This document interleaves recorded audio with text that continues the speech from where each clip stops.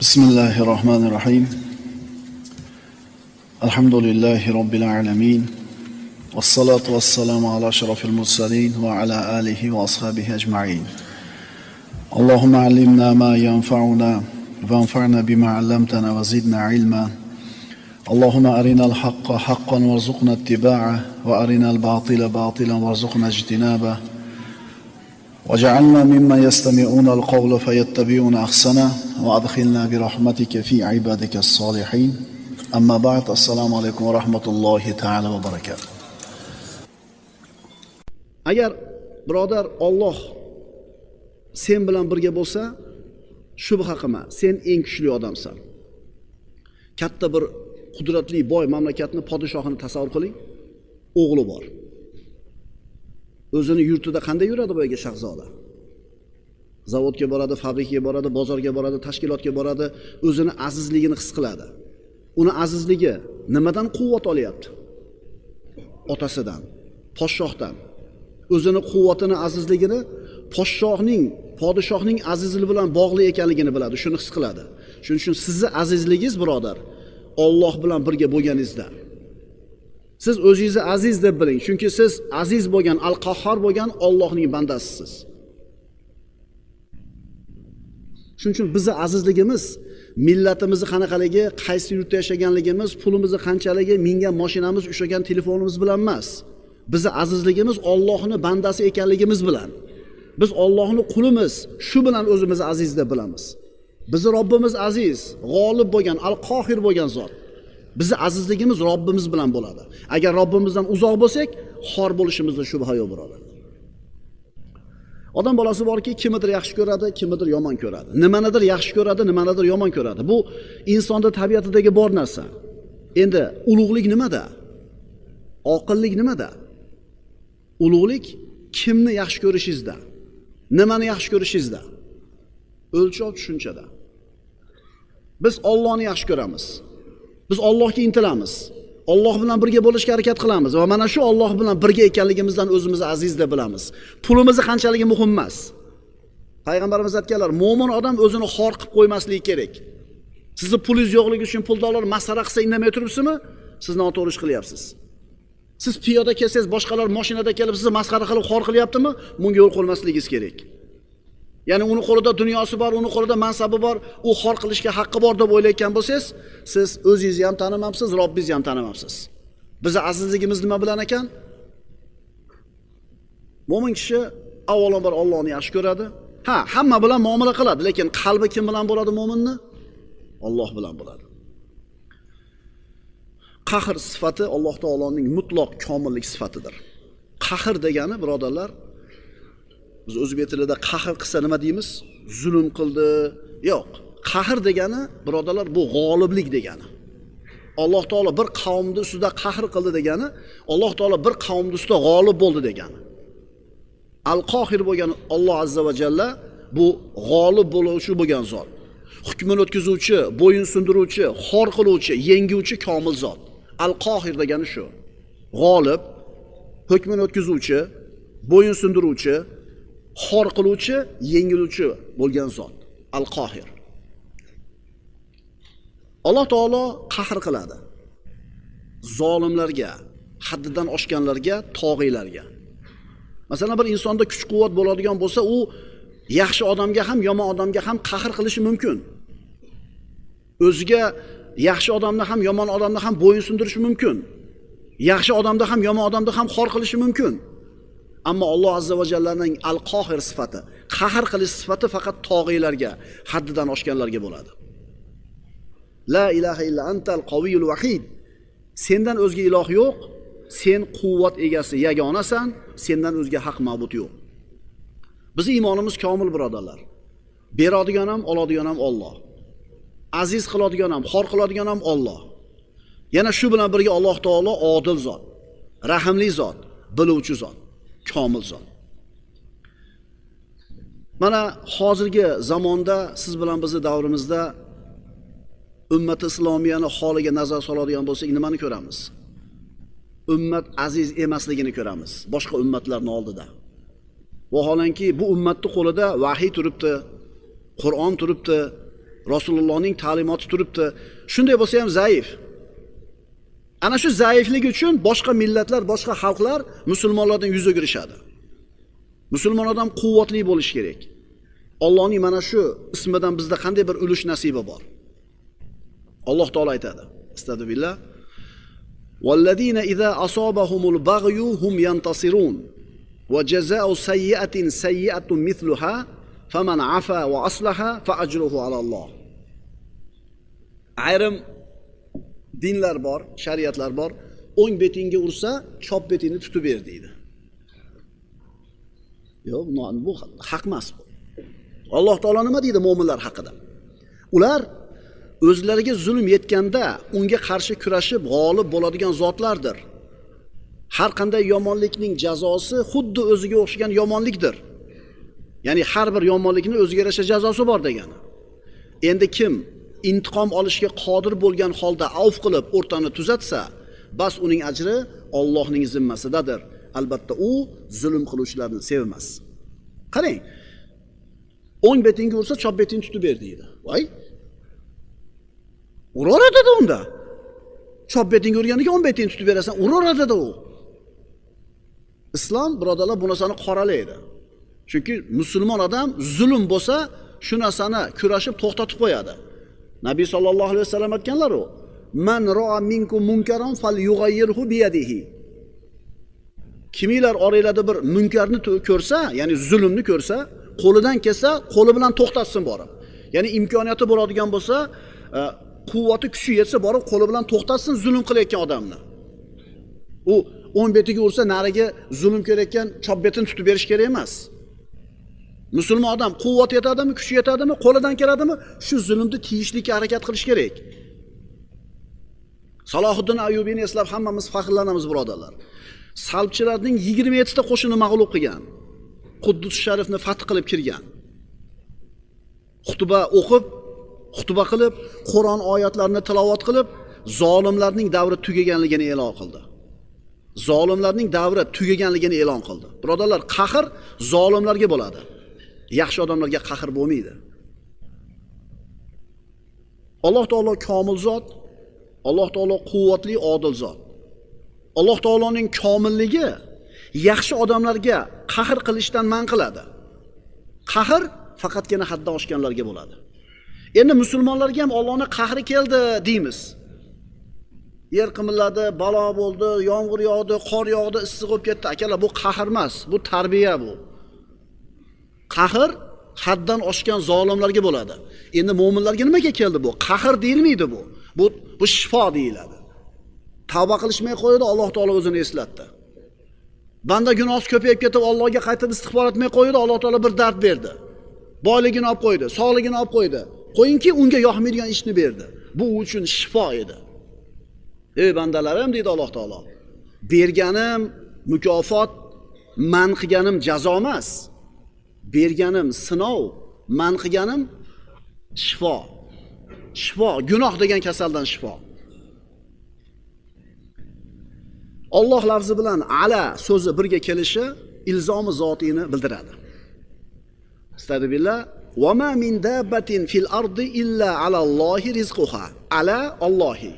Ya'ni ala kalimasi Alloh kalimasi bilan birga keldi. O'rmalagan narsa borki, barchasining rizqi Allohning zimmasidadir. Allohning zimmasiga. O'rmalaganki narsaning rizqi. Lafzi jaloli bo'lgan Alloh so'zi. Agar ala lafzi bilan kelsa, mana shu komillikni Alloh taolo o'ziga lozim qilganini dalolat qiladi. Ya'ni to'g'ri yo'lda bo'lish Allohning zimmasida, rizqlarni yetkazib berishlik ham Alloh taoloning zimmasida. Mana shu oyat bilan siz bilan bizni qalbimizga Alloh taolo taskinni, xotirjamlikni joylab qo'ydi. O'rmalagan narsaki bor, rizqi meni zimmamda deyapti. Har safar aytsam kulasizlar. Benzin 2 so'm tushdi. 2 so'm tushdi. Nima aytmayapsizlar? 100 so'm bo'ladimi benzin? 200 so'm bo'ladimi benzin?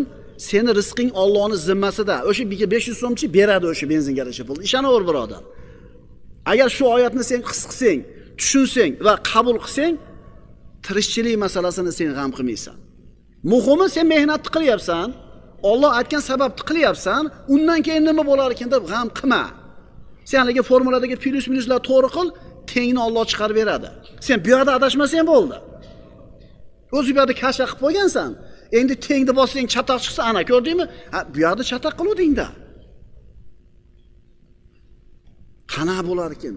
Nima bo'lar ekan? Yana 1 yil krizis bo'lar ekan. Ya, Xudoning aytgani bo'ladi. Chunki Alloh o'zini zimmasiga olganligini aytayapti. Allohning zimmasiga, alalloh.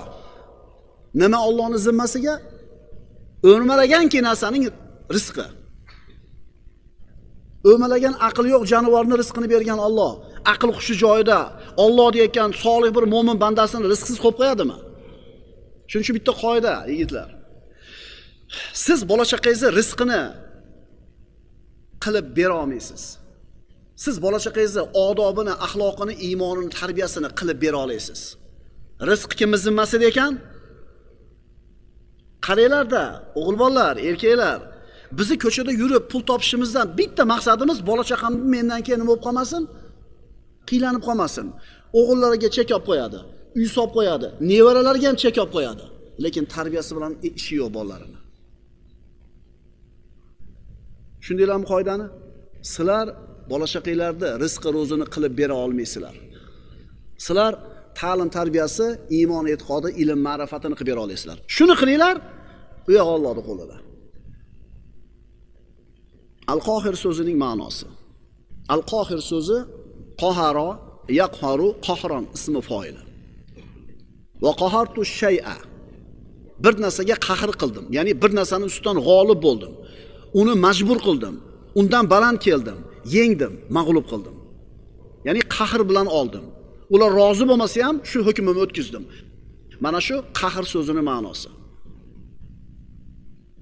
Imom Termiziyda kelgan Abu Hurayra roziyallohu anhu hadisida Ya'juj Ma'juj haqida aytib payg'ambarimiz aytadilar. Ular aytishadi: Ya'juj Ma'juj qaharna man fil ard va alawna man fis sama qaswatan va uluwa. Ya'juj Ma'juj yer yuzini tamomiy egallab bo'lganidan keyin yerdagilarga qahr qildik. Ya'ni ularni xor qildik, majbur qildik, bo'yin sundirdik. Osmondagilardan oliy bo'ldik. Ya'ni qattiqlik va oliylik jihatidan ishadi. Demak, birodarlar, qahr degani bo'yin sundirish degan ekan. Alloh taolo qahr qilar ekan kimga? Zolimlarga, tog'iylarga. Mana shu ismdagi bir muhim nuqtani aytib o'tamiz. Alloh azza va jalla faqatgina haddan oshganlarga qahr qiladi deb aytdik. Kibrga ketgan, haddidan oshgan, zo'ravonlik qilayotgan, haloyiqqa zulm qilayotgan, mana shunday insonni ko'rganda albatta norozi bo'lasiz. Ammo ana shunday haddidan oshgan odamni nohaqligini, tajovuzini yo'q qilgan quvvatni ko'rganda qalbingiz xotirjam bo'ladi. Bopladi deysiz. Bopladi deysiz. O'zi shunga loyiq bo'lib qoluvdi. Ha, bechora demaysizda. Demak, Alloh taoloning Al-Qohir ismi sizni qalbingizga xotirjamlik beradi. Xotirjam bo'ling. Haddidan oshganda Alloh taolo o'zini o'rniga qo'yib qo'yadi. Mana shu Al-Qohir ismining ma'nosi, birodarlar. Al-Qohir ismining siyg'ai mubolag'asi Al-Qahhar. Al-Qohir qahara fe'lining ismi foili. Al-Qahhar esa Al-Qohir ismining siyg'ai mubolag'asi. Al-Qohir qahr qiluvchi. Al-Qahhar haddidan oshganlar har qancha kuchli bo'lsin, har qancha ko'p bo'lsin, Alloh baribir ustidan g'olib degan ma'no. Adadni, kamiyatni, ya'ni sanoq bilan miqdorni bildiradi. Sharqda bir katta mamlakat bor edi 30 yil avval. Yer yuzini 5 marta yo'qib tashlashlikka kifoya qiladigan yadrli bombalar, yadrli qurollari bor edi. Atom bombalari bor edi. Alloh ularga qahr qildi, yo'q bo'lib ketdi. Bilasizlarmi, millionlagan odamlarning qonini oqizishlik evaziga zulm bilan, qahr bilan Sovet ittifoqi degan davlat tuzilgan edi. Siz bilan bizni dinimizni yo'q qilishga 70 yil harakat qilgan, masjidlarimizni yopgan, qo'yxona qilgan, novvoyxona qilgan, ulamolarimizni quloq qilib qolmagan, boshqalarni otib o'ldirgan, kitoblarni kuydirgan Sovet hukumatı 3 ta odam o'ldi, shu bilan yo'q bo'lib ketaverdi. Hech kimni kuchi yetadi deb o'ylashmas edi. Yo'q bo'lib ketaverdi. Alloh taolo Al-Qahhar bo'lgan zot ekan. Hech kim yenga olmaydi, hech kimning kuchi yetmaydi deb turilgan tomonni Alloh taolo mag'lub qilib qo'yishga qodir ekan. Kibrga ketgan, o'zini yo'qotib qo'ygan, haloyiq aziyat yetkazib huzur oladigan, odamlarga zulm zo'ravonlik qilish bilan rohatlanadigan, nohaq qon to'kadigan tog'iylarning oqibati nima bo'lgan bilasizlar? Fir'avnning oqibati nima bo'ldi? Ehtimol 100 yil yashagandir, zo'r, lekin oqibati nima bo'ldi?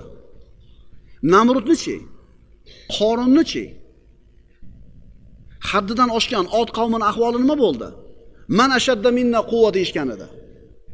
Ularga teng keladigan, bas keladigan kuch qolmaganida, yerda hammani bo'yin sudirib bo'lishganida, kimni kuchi yetadi bizga deyishgan edi. Bizga hech kimni kuchi yetmaydi degan edi. Alloh taolo nima qildi? Sahhara alayhim sab'a layalin va thamaniyata ayyamin husuma fataral qawma fiha sar'a ka'annahum a'jazu nahlin khawiya. Shamol keldi. 7 kecha 8 kunduz esdi, xuddi yerdan yulib olingan xurmo daraxtlarga o'xshab tashadi. Boshini uzib devorga urib, toqqa urib pachag'ini chiqarib tashadi. Alloh taolo aytdi, axir ular bilishmasmidi? Alloh hamma narsadan kuchli, hammadan qudratli ekanligini. Atrofingizni qarab ko'ring-da. Siz ham topasiz. Qo'lida kuchi bor paytida, quvvati bor paytida, mansabi bor paytida odamlarga jabr zulm qilib haddidan oshganlar oqibat qanaqa bo'ldi? Ma kattalardan so'raylar-da yoshlar. Hech narsa bo'lmayotganga o'xsharadi, yuribdi hech narsa emasdan shuncha odamga ham zulm qilsa, sen shoshmay tur. Sen shoshmay tur. Oqibati nima bo'lishini ko'rasan.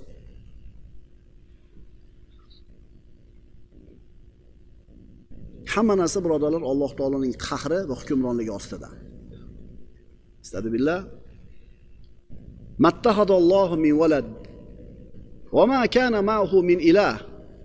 Idan la dhahaba kullu ilahin bima khalaqa wa la ala ba'dihim ala ba'd subhanallohi amma yasifun. Allohning bolasi yo'qdir va u zot bilan birga biron iloh bo'lgan emasdir. Aks holda albatta har bir iloh o'zi yaratgan narsa bilan ketib, bir-birlaridan ustun bo'lib olur edilar. Ya'ni har bitta iloh o'zini hukmini o'tkazish uchun harakat qilar edi. Natijada osmon yer buzilib ketgan bo'lar edi. Alloh ular aytayotgan shirklardan pokdir. Alloh taolo bo'lishi mumkin bo'lgan ishlarning har bittasiga qodir. Bo'lishi mumkin bo'lgan hamma narsaga qodir. Ikkita iloh bo'lishi mumkin emas. Mana Alloh aytayapti, agar iloh ikkita bo'lganida, bitta iloh ikkinchi ilohdan ustunlik qilaman debda borliq yo'q bo'lib ketar edi. Bu borliq turishi uchun iloh bitta bo'lishi shart. La ilaha. Allohdan o'zga iloh yo'q. Ikkita iloh bo'lishi mumkin emas. Buni soddaroq misol bilan tushuntiramiz. Siz yo tirik bo'lasiz, yo o'lik bo'lasiz. Bir vaqtning o'zida ham o'lik, ham tirik bo'la olmaysiz. Mana bir vaqtning o'zida siz ham o'lik, ham tirik bo'la olmaysiz. Bunday bo'lishi mumkin emas. Yo tirik bo'lasiz, yo o'lik bo'lasiz. Shuning uchun aytayapmiz, Alloh taolo bo'lishi mumkin bo'lgan har bir narsaga qodir. Bir vaqtda o'zi siz ham gapirib, ham jim tura olasizmi? Bunaqa bo'lishi mumkin emas. Binobarin ilohni ham ikkita bo'lishi mumkin emas. Bu borliq yo'q bo'lib ketadi. Bu borliq bo'lmaydi agar iloh ikkita bo'ladigan bo'lsa. Shuning uchun Allohdan so'rayotganda nozik narsa. Bo'lishi mumkin bo'lgan har qanday narsani so'rang, Alloh har narsaga qodir. Bo'lishi mumkin bo'lgan har qanday narsani so'rang, siz unga qodir emassiz, ammo Alloh qodir. Banu Isroil dengizga taqalib qoldi oldi. 600 ming Yahudi. Orqasidan Fir'avn keldi qo'shin bilan. Endi Banu Isroil qirilib ketishligi aniq bo'ldi. Alloh ularni qutqarishga qodirmi? Qodir. Bo'lishi mumkinmi bu ish? Bo'lishi mumkin. Musa alayhisalom uchun dengizni yorish mumkin emas. Ammo Alloh uchun mumkin. Bo'lishi mumkin bo'lgan ish. Dengizni yordi, chiqarib yubordi. Yunus alayhisalom balonni qorniga tushdi. Inson zoti uchun mumkin emas uni qutqarishlik. Lekin bo'lishi mumkin ish bu. Alloh taolo uni tiriltirib qo'ydi, balonni qonida o'ldirib qo'ymadi. Agar bir-biriga qarama-qarshi ikkita iloh bor bo'lganida nima bo'lardi? Biri bitta narsani xolasa, ikkinchisi boshqa narsani xolar edi. Talash tortish bo'lardi. Albatta bu holatda ikkovidan bittasini g'olib, bittasini mag'lub bo'lishiga to'g'ri kelardi. Endi iloh bo'lgan zot mag'lub bo'lishi mumkin emas. Binobarin iloh ikkita bo'lishi ham mumkin emas. Alloh taolo aytayapti, Allohdan boshqa iloh yo'q. Ikkita iloh bo'lishi mumkin emas. Chunki irodasini, xohishini o'tkiza olmagan taraf ojiz bo'ladi, mag'lub bo'ladi. Endi mag'lub bo'lgan, ojiz bo'lgan taraf iloh bo'lishi mumkin emas.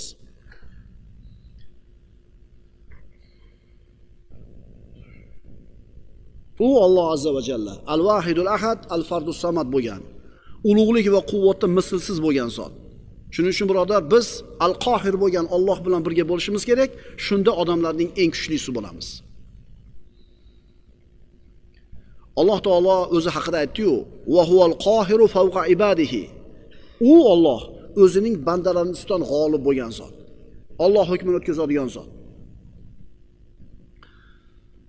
Alloh azza va jalla o'zining jabaruti va qahrida hammadan ustun. O'zining jabaruti va qahrida hech kim Alloh bilan tenglasha olmaydi. Abu Hurayra roziyallohu anhudan payg'ambarimiz sollallohu alayhi vasallam Robbisidan rivoyat qiladi. Hadis qudsi. Alloh taolo aytadi: "Al-kibriya'u ridai val 'azamatu izari, faman nazi'ani wahidan minhuma qadhaftuhu fin-nar." Kibriyo mening ridoyimdir. Ulug'lik mening izorimdir. Bas kim u ikkisidan qaysi birini men bilan talashsa, bas uni jahannamga uloqtiraman. Abu Dovud rivoyat. Birodarlar, ulkan, boy, qudratli mamlakatlar bor hozirda. Ular o'zlarining ulug'ligini boshqa yerlarni xorlash ustiga qurishgan. O'zlarining boyligini boshqa millatlarni, boshqa davlatlarni faqir qilish ustiga qurgan. O'zlarining farovon hayotlarini boshqa xalqlarning hayotini vayron qilish ustiga qurgan. Bu haddidan oshgan xalqlar. Bundaylarni yer yuzida uzoq muddat davr surishi mumkin emas. Chunki davomiy bunday bo'lishi Alloh taoloning adolatiga to'g'ri kelmaydi. Alloh bor birodarlar. Alloh yakka zot. Allohning tavhidiga to'g'ri kelmaydi. Uzoqqa bormaydi bunaqalar. Biz uchun 50 yil, 100 yil, 1000 yil katta muddatga o'xshayapti. Lekin Alloh uchun bu muddat hech narsa emas. Kibriyo mening ridoyim, ulug'lik mening izorim. Bas kim u ikkisidan birini men bilan talashadigan bo'lsa, uni men jahannamga uloqtiraman.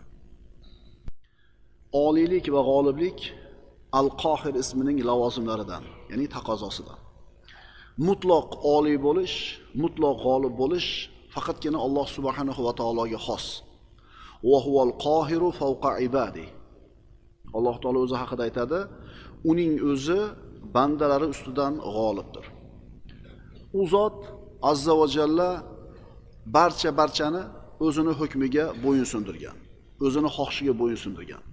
Uning ulug'ligi, azamatini oldida butun borliq taslim bo'lgan.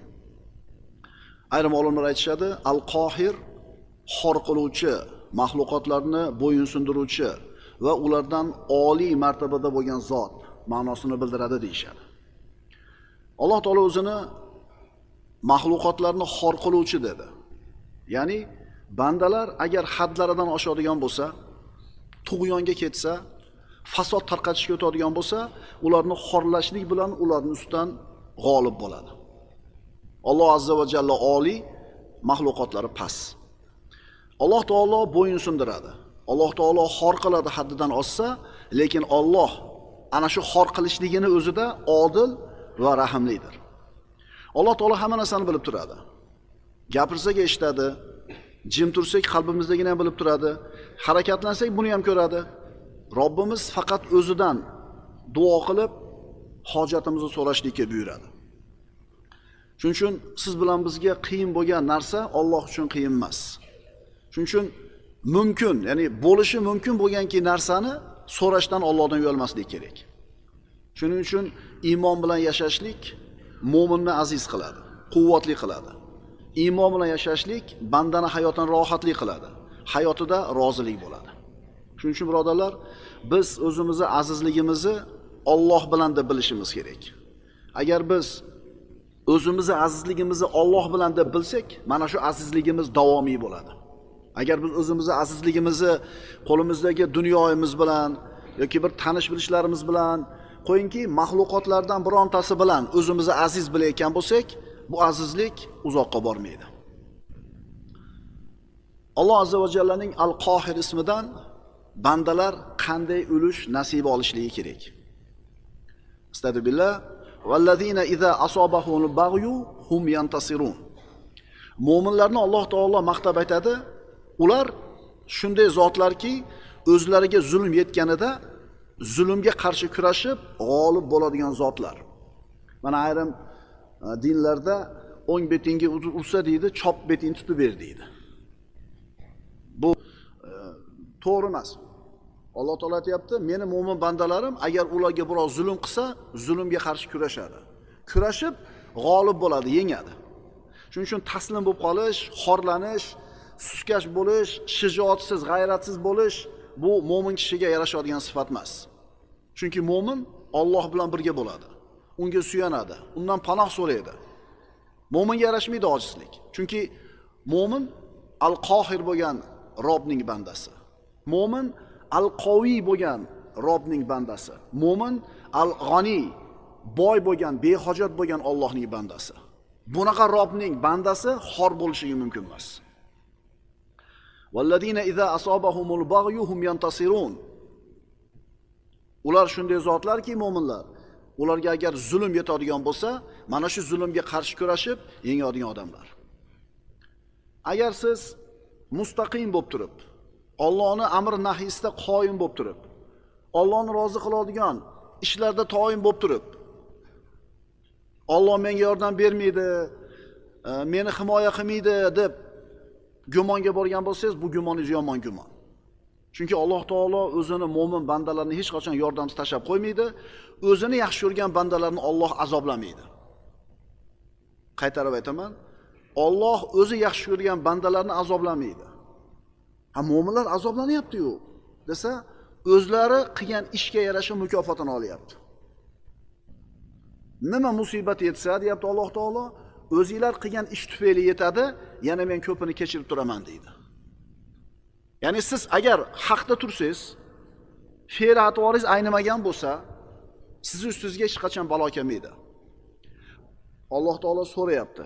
Sizlar iymon keltirib shukr keltirsanglar, nima qiladi Alloh azoblab sizlarni? Allohga kerakmi? Kerak emas. Alloh yaxshi ko'rgan bandasini azoblamaydi besabab. Endi keldimi bir musibat, bir sababi bor, buni qidiring. Yahudiylar bilan nasroniylar biz Allohning farzandlarimiz, Allohning o'g'illarimiz deyishar edi. Astagfirullah. Va qolatil yahudu wan nasara nahnu abnaullohi va ahibbauhu. Alloh aytayapti Qur'onda, Yahudi va nasroniylar biz Allohning suyukli bolalarimiz derlar. Ularni mana shu da'volarini Alloh taolo rad qildi. Shu oyatning davomida astagfirullah, qul falima yu'azibukum bi dhunubikum bal antum basharun mimman xalaq. Sizlar Allohning farzandlarimiz, Allohning suyukli aziz bandalarimiz deyapsizlar. Ayting ey Muhammad alayhisalom, unda nimaga sizlarni Alloh gunohlaringlar sababli azoblaydi? Yo'q, sizlar ham Alloh yaratgan boshqa bandalar qatori bandasizlar. Mana shu oyatdan Imom Shofiy istinbot qilib aytadiki, Alloh o'zining yaxshi ko'rgan bandalarini azoblamaydi. Alloh o'zi yaxshi ko'rgan bandalarini besabab azoblamaydi. Ishingiz yurishmayapti, sababini qidiring. Dardingizga shifo topilmayapti, sababini qidiring. Molingiz musodara bo'ldi, sababini qidiring. Robbimiz aytayapti, "Ey, shukr keltirib iymonli bo'lsang, men nima qilaman azoblab seni?" Endi bir musibat keldimi? Alloh aytayapti, "O'zinglar qo'linglar bilan qilgan ish tufayli keladi" deyapti. Xudoyim bandasiga mehribondir, va lekin bandasi o'zi yomondir. Qur'onda kelgan qissalar bu kim uchun keltirildi? O'tib ketgan ummatlar uchunmi? O'lib ketganlar uchunmi? Yo'q. Qur'ondagi qissalar siz bilan biz uchun keltirildi. Ana shu qissalarni eshitib, undan xulosa ibrat olishingiz uchun. Ahmoq odam bilan aqlli odamning farqi bor. Ahmoq odam bir xatoga yo'l qo'yib, adavini yeb, shu xatosidan dars oladi. Ahmoq o'zining xatosidan dars oladi. Aqlli odam o'sha ahmoqning xatosidan dars olib qo'yaveradi. Tushunarli bo'ldimi? Ahmoq bo'lgandan keyin yana ahmoq bo'laveramiz. O'sha bitta tushgan chuqurda yana qaytib bosaveramiz oyog'imiz bilan. Bular bilan yurma bolam, bu yaxshi odamlar emas, sherik qilib olgan deb otangiz aytdi, domlangiz aytdi. Ayt dedingiz, yurdingiz. Bilmaysizda bularni kimligini. Adavingiz edi, yana ajramaydi-da. Xo'p, demak, Qur'on qissalari. Undan siz bilan biz ibrat olishimiz uchun Alloh taolo keltirdi. Endi mana Alloh taoloning qahri haqida va Alloh taoloning g'olibligi haqida kelgan mana qissalar. Allohning qahri va uning g'olibligi haqidagi qissalar. Siz bilan biz Alloh subhanahu va taoloning mo'min bandalari qatori bo'lishi mumkin bo'lgan narsani Allohdan so'rashdan uyalmasligimiz kerak. Ya'ni siz uchun mumkin emas, siz uchun mushkul, lekin Alloh uchun hech narsa emas bu. So'rang. Bo'lishi mumkin bo'lgan narsani Allohdan so'rang. Chunki bo'lishi mumkin bo'lmagan narsa ham bo'lishi mumkin-da, masalan. Nima degani bu? Alloh o'ziga o'xshagan ilohni yarata oladimi desa, bu savolga javob berilmaydi. Chunki ikkita iloh bo'lishi mumkin emas. Alloh o'zi ko'tara olmaydigan bitta bir katta xarsang toshni yaratishga qodirmi, qodir emasmi? Bu savolga nima deb javob bersangiz ham noto'g'ri bo'ladi. Ha desangiz ham, yo'q desangiz ham. Ha desangiz, demak teoretik Allohning kuchi yetmaydigan narsa ham bor ekanda degan fikr paydo bo'ladi. Yo'q, Alloh bunaqa toshni yarata olmaydi desangiz, Allohning qo'lidan kelmaydigan ish ham bor ekanda degan fikr keladi. Shuning uchun siz Allohdan so'rang, bo'lishi mumkin bo'lgan narsani. Bo'lishi mumkin bo'lmagan narsani so'ramang. Qur'ondagi Alloh taoloning qahri haqida va uning g'olibligi haqidagi qissalar. Baliq qorniga tushib qolgan Yunus alayhissalom qissasi. Bu ham qissa, ham hayotda ishlaydigan qonun. Bir odamki, tasavvur qiling, bir og'ir kasali bor. Topish tutishi ham yaxshi emas. Muammo hayotida. Ishxonasida ham ahvoli yaxshi emas. Ayoli bevafo, farzandlari noqobil. Mana muammo. Rostmona muammo. Puli yo'q, dardi bor, ishxonada obro'yi yo'q, xotini vafodor emas, farzandlari noqobil. Mana shu odam aytadiki, eng katta muammo menda deydi. Haqiqatan qarasangiz, muammosi kichkina emas. Endi mana shu odamni tasavvur qiling. Katta kitni qorniga tushib, suvtaga kirib ketdi kit. Endi uni mana shu muammosini oldida tevada qolgan muammolar muammo bo'ladimi? Mana endi balada xoniga tushib qoldi. Yuqorida aytilgan muammolarning birontasi uni oldida muammo bo'lib ko'rinadimi? Yunus alayhissalomni baliq yutib yubordi. Nima tufayli? O'zini qilgan xatosi tufayli. Aytyapmiz-ku, Alloh o'zining mo'min bandalarini azoblamaydi. Besabab. Yunus alayhissalom Alloh yaxshi ko'rgan bandalardanmidi? Payg'ambar edi, yaxshi ko'rar edi. Endi nimaga bu musibat tushdi? Ana shu qavmini, Naynavo qavmini Yunus alayhissalom Allohning iznisiz tashlab chiqib ketgan edi. Mana xatosi uchun balada qorniga tushdi. Ey Xudo, men senga nima yozuvdim? Ey Xudo, qaysi qilgan gunohim uchun degan gaplar gapirilmay qo'ydi. Banda xotirjam bo'l. Boshingga musibat keldimi? Albatta bir sababi bor buni. Faqat qidir.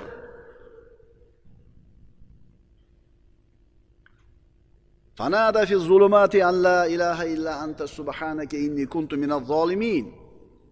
Yunus alayhissalom qorong'u zulmatlarda turib, hech iloh yo'q, magar o'zing bordirsan, ey pok Parvardigor, dar haqiqat men o'z jonimga jabr qiluvchilardan bo'lib qoldim degan paytini eslang.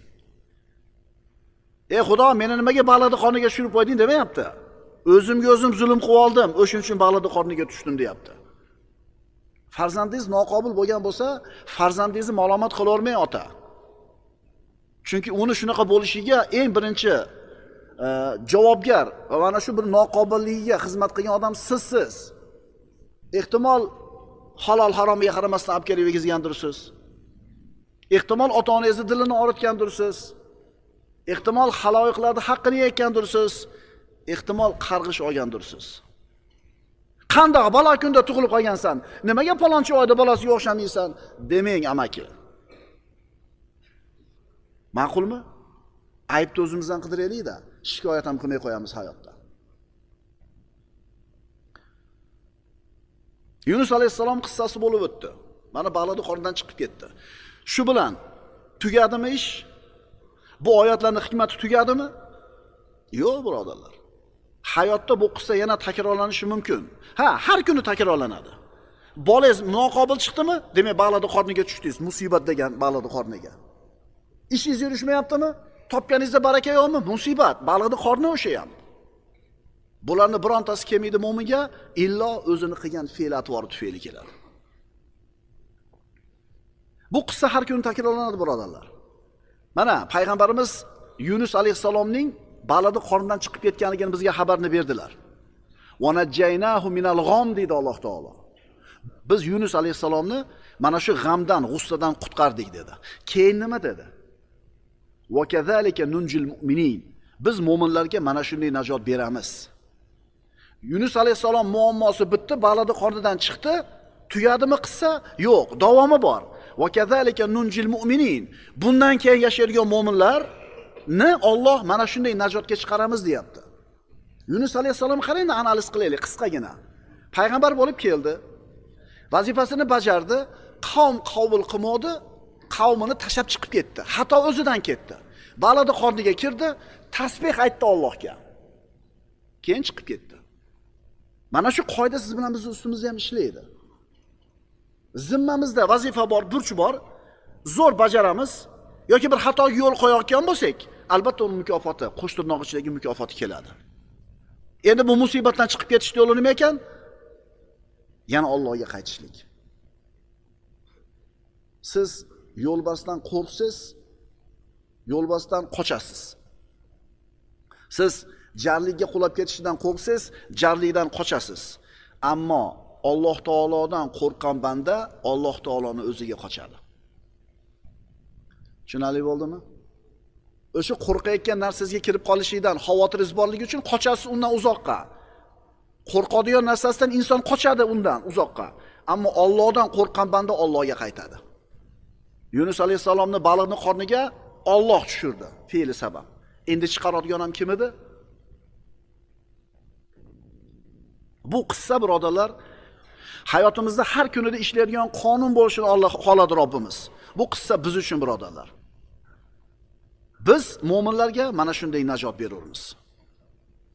Qur'ondagi qissalar Alloh azza va jallaning al-Qohir ekanligi, g'olib ekanligini siz bilan bizga bayon qiladi. Musa alayhissalomning Fir'avn bilan bo'lgan qissasi. Misrdan chiqdi, Banu Isroilni olib Musa alayhissalom.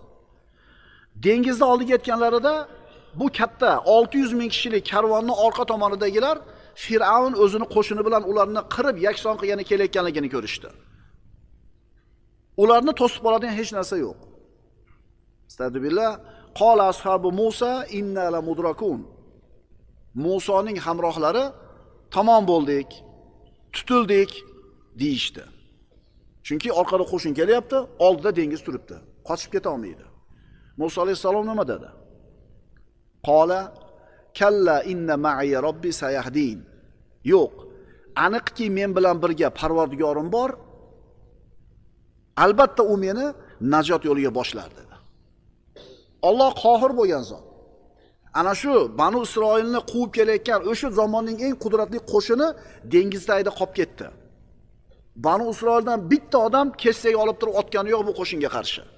Chunki al-Qohir bo'lgan Robbisi ularni saqlashni xohladi, Fir'avnni suv tagiga tiqib tashadi. Chunki aytdik, Alloh taolo al-Qohir bo'lgan zot butun borliqni o'zini hukmiga nima qilgan? Bo'yin sundirgan. Ularning ustidan g'olib. Bu ulug' anbiyolardan birodarlar dars olishimiz kerak, ibrat olishimiz kerak. Allohga bo'lgan ishonchini, iymonni ko'ring. Ular o'zlarini Robbisiga bo'lgan iymoni bilan, Robbisi bilan aziz deb bilgan. Qo'lida 3-4 chaqasi yo'q odam o'zini xor deb his qiladi. Dunyosi yo'q, quvvati yo'q, mashinasi yo'q, chiroyli uyi yo'q, xor bo'lib yuradi. Chunki o'zini shu narsalarsiz xor deb biladi. Endi biroq Alloh taolo unga mana shu narsalarning hammasini birdaniga berib qo'ysa, endi aziz bo'lib qoladi. To'g'rimi? Eski qadrlovlar bilan muomala qilmay qo'yadi, yangisini qidirib qoladi, mana oshxonada ovqat yemay qo'yadi, mana soat tashab boshqasini tushunarliga. Demak, bu odamning azizligi, xorligi dunyo matohi bilan edi. lekin mo'min o'zini azizligini iymoni bilan deb biladi. Ha, iymoningizni hech kim tortib ola olmaydi, birodar. Savr g'orida o'tirgan Muhammad Mustafa sallallohu alayhi vasallam. Mushriklar payg'ambarimiz sallallohu alayhi vasallamning Makka dan chiqib ketganligini bilganlaridan keyin u zot sallallohu alayhi vasallam va sherigi Abu Bakr Siddiqni tirigi yoki o'ligini topib kelganga 100 ta tuyani mukofot qilib va'da qilishdi. Butun Quraysh oyoqqa o'tirdi. Isquvori ham, isquvor bo'lmagani ham chiqib qidirishni boshladi. Rasululloh sallallohu alayhi vasallam ana shu Savr g'origa chiqib 3 kun o'tirdilar. Juda ajib qissada payg'ambarimizning hayotini o'qir ekanmiz, ishidagi ibrat, va'z, nasihatlarni tugamasligini ko'ramiz. Rasululloh sallallohu alayhi vasallam Makka dan chiqib Madinaga yursalar, shimol tomonga qarab yurish kerak. Ammo u zot janubga qarab yurdilar. Va ondan ortiq sababni qildilar Qurayshning qo'liga tushib qolmasligi uchun. Ana shu sabablardan bittasi g'orga chiqib o'tirish edi. Lekin o'qigan sabablarning birontasi foyda qilmadi. Baribir g'orda og'ziga chiqishdi. G'orda oldida turishibdi. Abu Bakr Siddiq va Rasululloh g'orda turib, ularning oyoqlarini ko'rib turishibdi. Ukalar, tushuninglar. Siz bilan bizni qilayotgan ishimiz bir natijaga erishish uchun. Bor yo'g'i sabab. U natijani Alloh xolasa beradi, bo'lmasa yo'q. Siz sababni qilishga javobgarsiz, natija Allohdan. Sababni qilib turib ishonib qolmang. Sababni qilib turib aniq yetaman demang. Mana Muhammad alayhisalom xabarni yashirib Abu Bakr Siddiqning uyiga xabarda aytgani kirdi, yuzini to'sib chiqdilar. Bir kunni issig'ida chiqdilar Makkadan Abu Bakrning uyiga chiqib xabar bergani. Odamlar uyda o'tirib ikkita kirib ichkariga xabarni maxfiy qilish uchun qizlaringizni tashqariga chiqaring dedi. Xabarda aytgandan keyin uyni paradning xotidan emas, cho'rning xotidan chiqib ketdi. Kechqurunda uydan chiqdi. Shimolga emas, janubga qarab yurdi. G'orga chiqdi, 3 kun o'tirdi. Abu Bakr Siddiq va payg'ambarimiz mingan tuyolarni izini yopish uchun Abu Bakrning o'g'li qo'ylarni haydab ketdi, izni yopish uchun. Nechta sababni qilgan bo'lsa ham, bu sabablarning bittasi foyda qilmadi.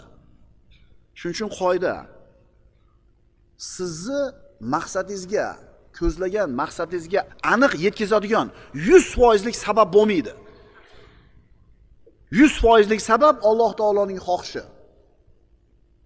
Tushuninglar. Sababga suyanmanglar. Akangizga, ukangizga suyanmang, pulingizga suyanmang, orttirib qo'ygan pressizga ishonmang. Yonib ketishi mumkin pressiz, hayvonlaringiz och qoladi. Yem olib qo'ydim 2 tonna, bo'ldi, zo'r yashaydi endi mollarim. Ha, sababni qilamiz. Xuddi tavakkal qilishni bilmaydigan odamdek qilamiz. Sababni zo'r qilamiz. Lekin sababni zo'r qilgandan keyin hech narsa qilmagandaqa Parvardigor deb yo'lanamiz. Mana shu mo'minning pozitsiyasi bo'ladi.